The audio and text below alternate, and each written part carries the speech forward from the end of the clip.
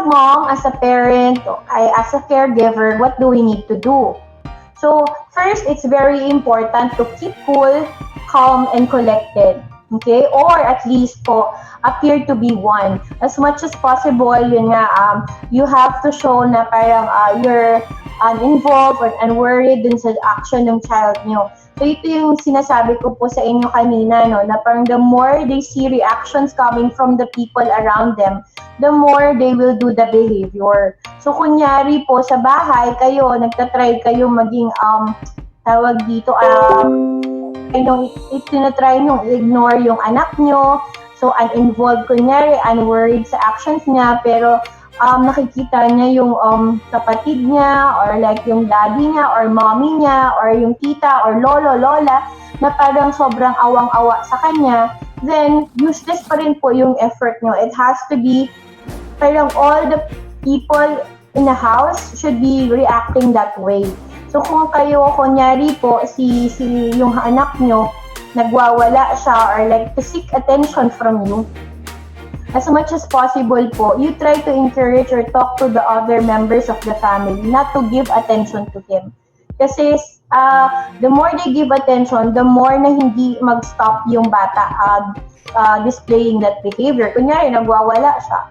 So, lalo siyang magwawala. Kasi parang he's trying to get the attention of other people eh. Until such time na parang ma-feel niya, ay useless na, ay pagod na siya, he'll stop.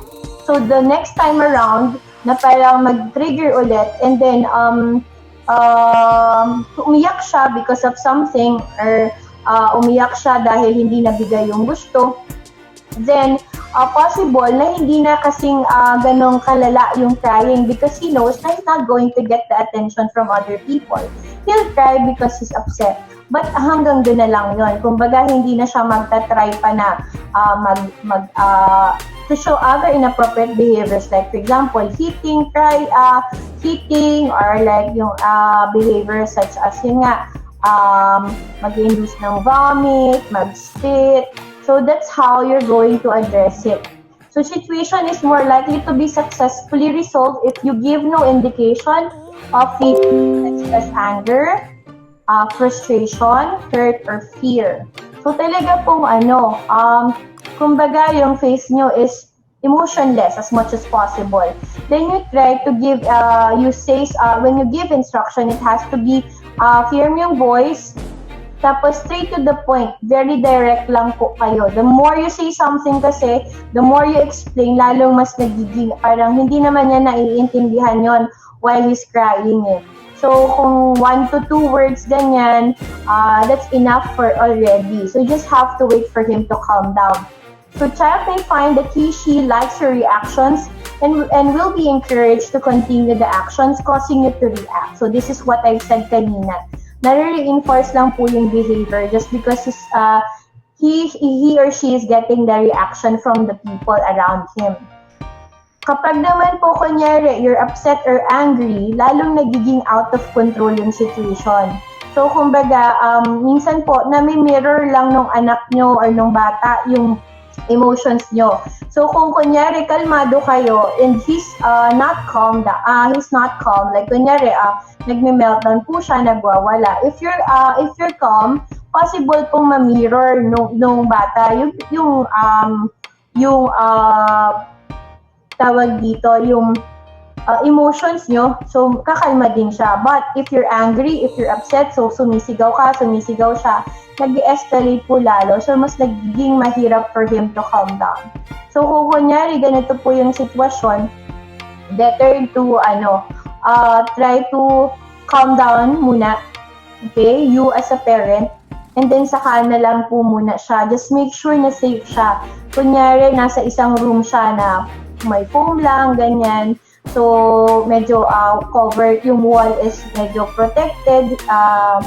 Kumbaga, hindi siya like yung masasaktan. Alright? So, let's move on. Number 2, you identify the problem. So, most of the time po kasi, yung magiging strategy nyo, depende yon kung ano yung naging cause ng problem. Kung ano yung problem itself. So once the problems are identified, their causes must be established in turn. So here po, you have to take note, no? Lahat ng pinapakitang behavior ng anak nyo, usually, may reason po for that. Either appropriate yung behavior or inappropriate yung behavior. So you have to know po kung ano yung situation before the behavior occurs or ano po ba yung nag-trigger nito. Kasi yung trigger, dun yun yung pwede nyong i-manipulate. For example, ang trigger ng crying is loud noise pala or like hindi niya ma-tolerate yung ingay, then you can try to reduce the noise. So, hindi na siya like mag-meltdown because of this trigger. So, it's very important to know the reason of the problem or why the problem is there. Next, prioritize. You deal with the more immediate and important need or problem first. So, minsan po kasi sunod-sunod to sabay-sabay eh. So, kumbaga, ang daming issues ng anak nyo. And then you don't know what to do first, what to address first. So if I were you, you try po to tawag dito prioritize. You do it one at a time. Kaya po lagi kong sinasabi sa inyo, one day at a time, no? One step at a time. So kung ano po yung pinaka-immediate, then focus on that. Then later on, saka natin i-address yung ibang issues. Kasi if sabay-sabay nyo yung gagawin, mas kayo yung ma-overwhelm, kayo din yung ma-frustrate eventually. So, yung una, ano ba yung consideration? If it's parang risk to the child's physical survival. So, kung kunyari po, may mga behavior siya na maaari siyang masaktan, yun po yung uunahin natin na i-resolve, no? Or if the child's actions and relationship, it affects yung relationships within the family. Okay, child's behavior, going out na ng bahay, so within the school, and then child's behavior within the community. So let's prioritize po yung survival na muna, and then what you can do inside the house, sa bahay muna, and then pag saka okay na, then you move out sa school and then sa community. Next. Clarify all the elements of the problem. No? We need to stop inappropriate behavior immediately, lalo na if it's causing harm. That's the one primary consideration, and it's disruptive already. Ibig sabihin po, hindi na niya nagagawa yung mga activities na supposedly dapat niyang gawin or expected na gawin niya. For example po, yung if he goes to school already, hindi na siya maka-focus sa school, or if at home hindi na niya magawa yung mga self-care activities. So yun po yung primary consideration. Also, you have to know what happened before the behavior. This is what I'm saying kanina. You have to make sure na alam nyo po yung trigger. So, how do you do it? You try to record it po whenever you see the behavior, lalo na if it's consistent. You try to record it, and then you note ano po ba yung usual na situation before sa nagpapakita ng ganitong behavior. So, you try to record it, and then you check yung consistency dun sa behavior na yon. Then you try to note kung gaano ka-frequent, okay, kung gaano ka-intense yung behavior. Alright, so those things are some of the factors that you need to record or take note. Also, yung child coping strategies. So this one kasi, it works with some, but most of the time, mahirap pong turuan, lalo na if the kid is, yun nga po, cognitive is, tawag dito, yung cognitive level niya hindi ganun kahataas. So, understanding ng instructions or like even if you demonstrate it, hindi niya nakukuha, medyo mahirap po ito. But, again, this is the best strategy, although hindi po siya always possible all the time. Okay? Next, use appropriate rewards. How do you know that something is appropriate? Okay? So we have to take note of yung here when you're giving rewards, it has to be motivating. Okay, something that the child likes, something that will prompt him to follow you, no? So you ensure that the reward provides greater satisfaction Okay? Kesa dun sa satisfaction or like uh, satisfaction na nakukuha niya from the behavior. Okay? That's why it's very important na gustong-gusto niya talaga po yung reward. So it has to be individualized. It has to be highly motivating. So what to consider? You have to, when you're giving the rewards, it has to be immediate. Okay? So lalo na po sa start, if you're strengthening a positive behavior, it has to be agad-agad. Okay? So, kunyari, it's a tangible reward like sticker or food. Then you provide it once na pinakita niya po yung expected na behavior na gusto niyong ipakita niya.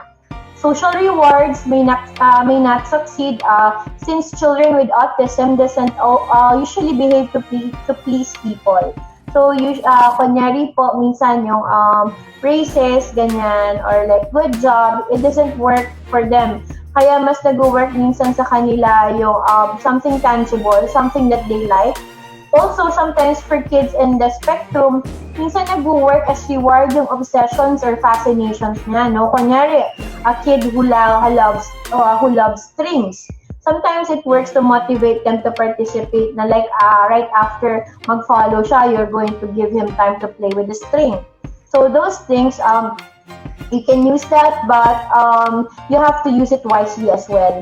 Alright? Next. You have to be firm and use clear rules. So, kailangan po klaro sa mga bata kung ano yung gusto nyo or expected nyong gawin nila. So, it has to be clear, it has to be consistent as well. So, kunyari, ito yung reward na or expected behavior na gusto nyong ipakita niya. And then, ano yung corresponding rewards nito, it has to be consistent. Okay? You will see that the child will continue to test the limits, okay, until the rules are well established.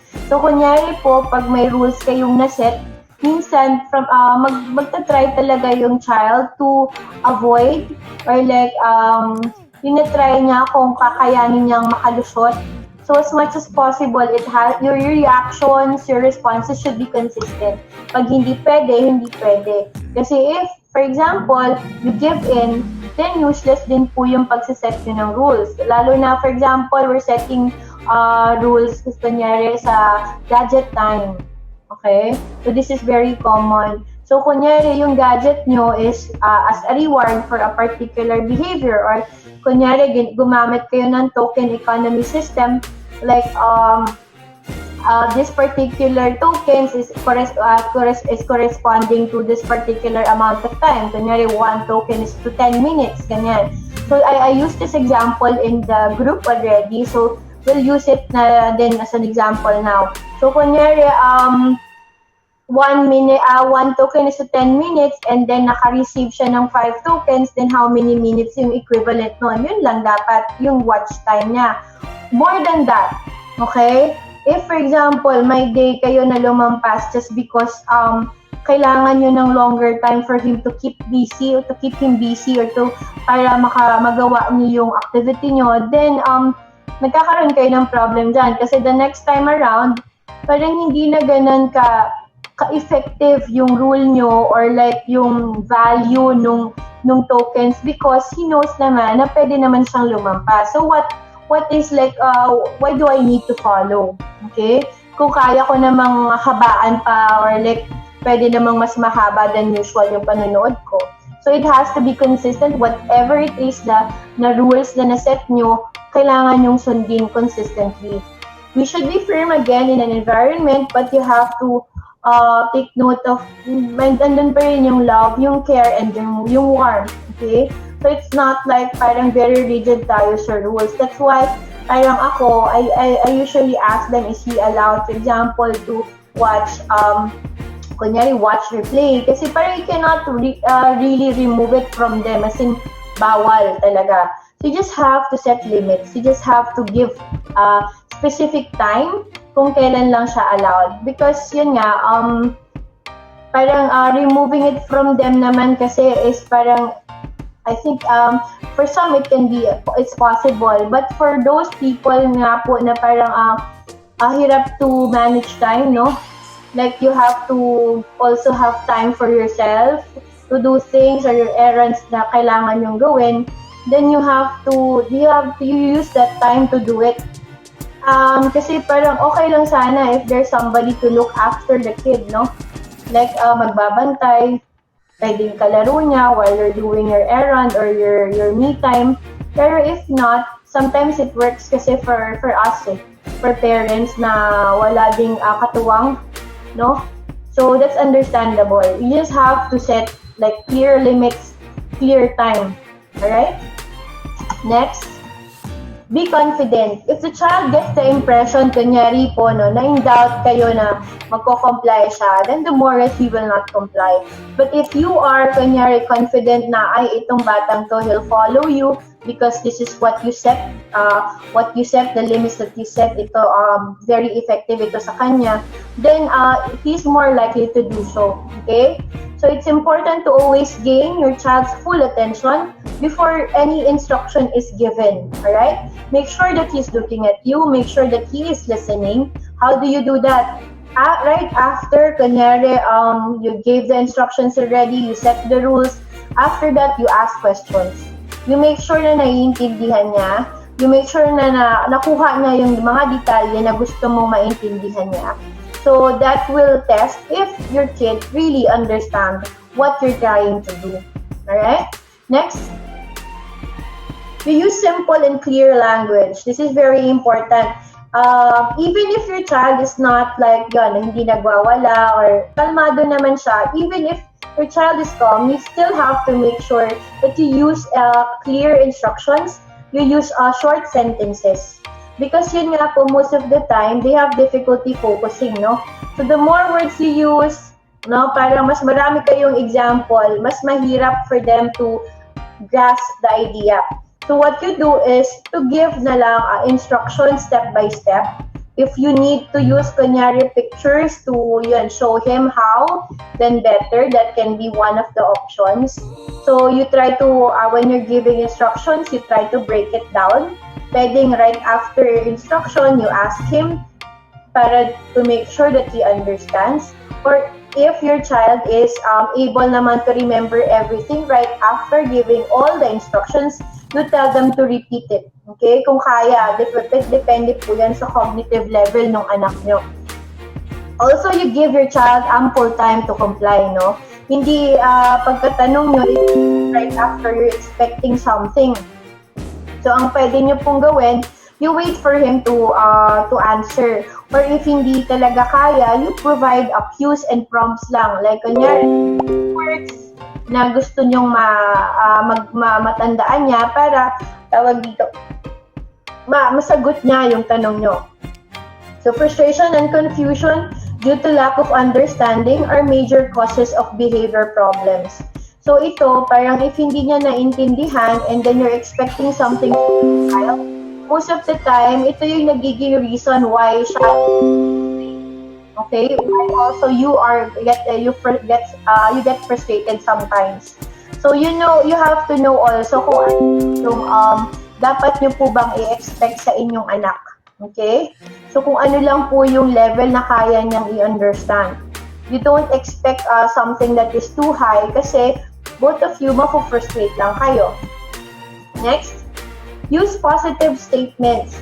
You tell the child what is desired rather than what is not. Okay? So negative statements provides information na minsan po upsetting or annoying, no? So what you want is for the child to understand what he needs to do. So kaya po kailangan nating maging direct sa kanila. So also sabi din po nila, ang negative statements mas mahirap nilang maintindihan. Okay? So minsan din po kasi dahil nga may difficulty sila with focusing dahil hindi masyadong nakikinig, baka akalain nila yung sinasabi nyo is what you want them to do, okay, instead of the other way around. So better tell them what you want or what actually is the behavior, the action that you expect them to do. Okay, next, plan for success. So, ang gagawin nyo po here, as much as possible, you try to set up na the environment para ma-motivate yung bata to participate.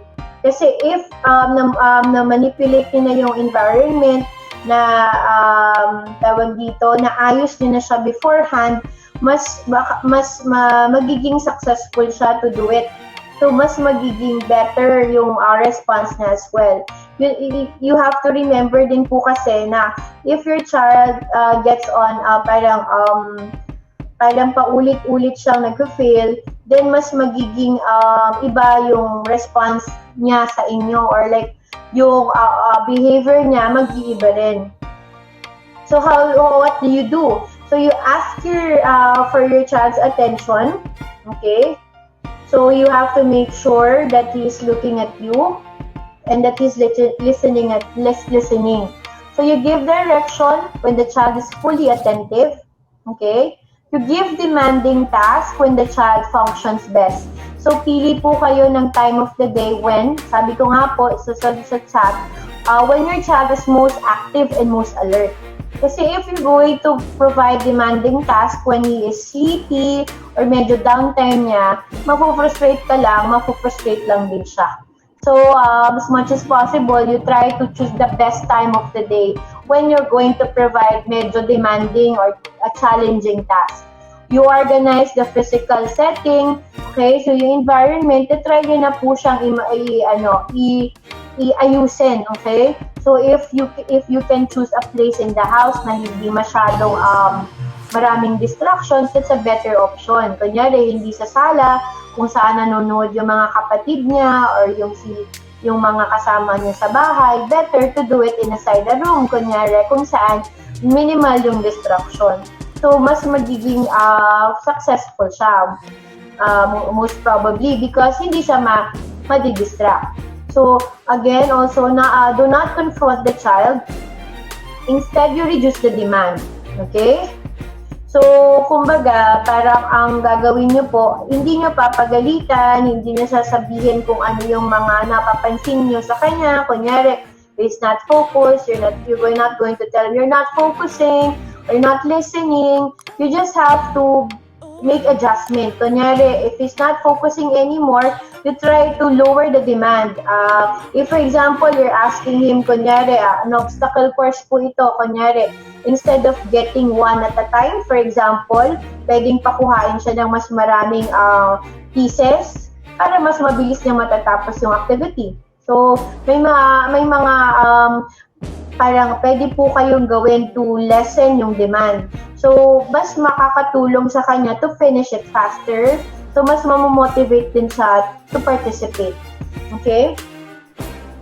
Next. Discussions or arguments should be avoided when giving directions. So, this is most especially parang mas na-observe mo when your kid has ADHD, ganyan. So, they're highly verbal. Kasi minsan, yung kids with this condition, they're very, kumbaga magaling yung reasoning nila. So, magaling silang lumusot. Okay? Pag may arguments, magaling silang, alam nila kung paano yung makaka-escape or makaka-avoid. So, what you do, gagawin nyo lang po, you try to avoid this situation.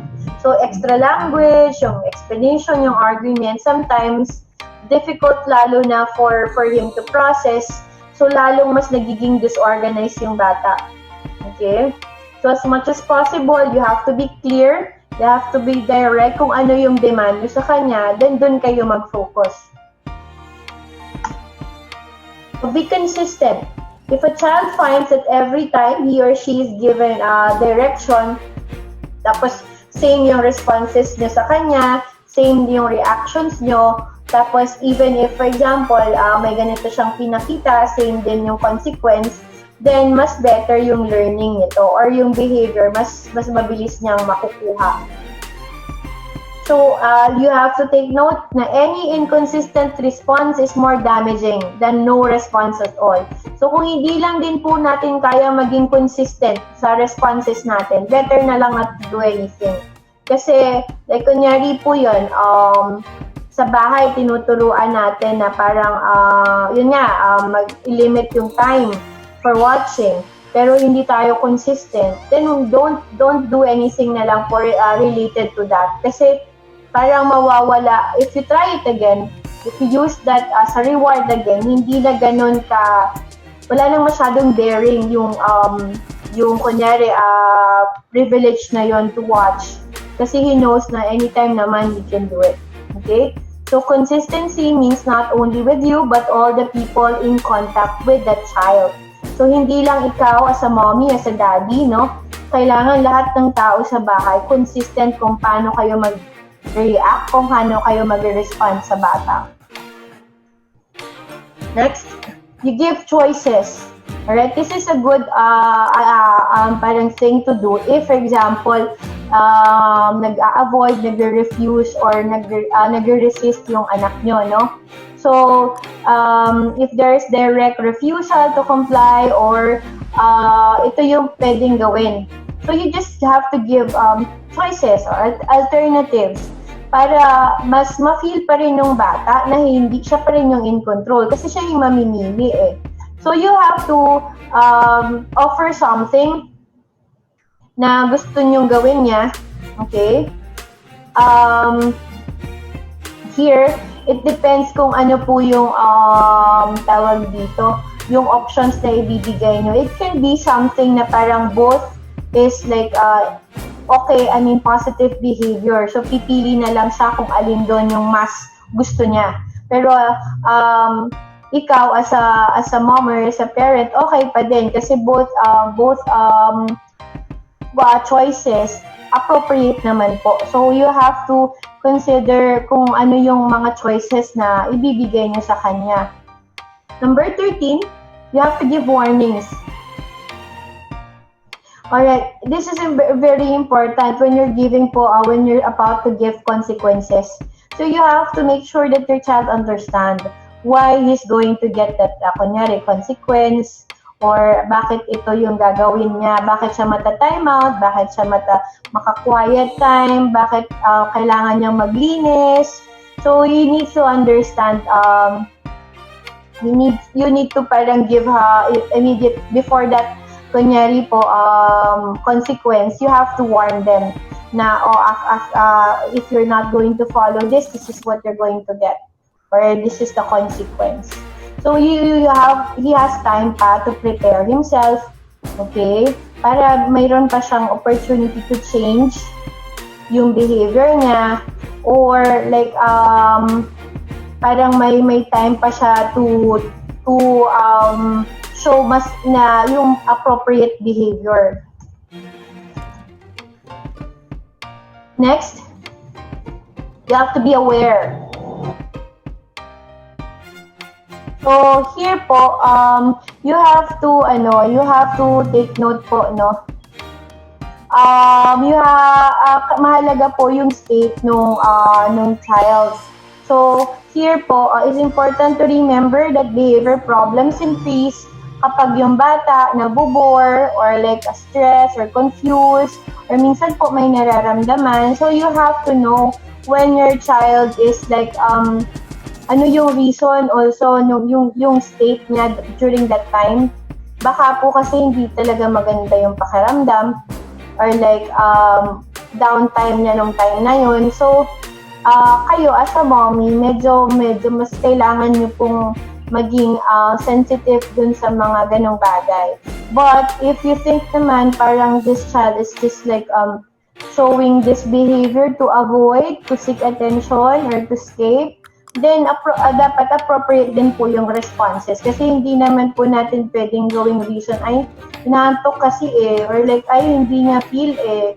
So, if ganun lagi yung magiging reason po natin, wala na po tayong time to correct the behavior. So, kailangan po, that's why I told you kanina, we have to be sensitive. Ano ba talaga yung reason? Kasi if it's just like a behavior talaga, a behavior issue, then you have to address it the way na in-expect natin na i-address yun.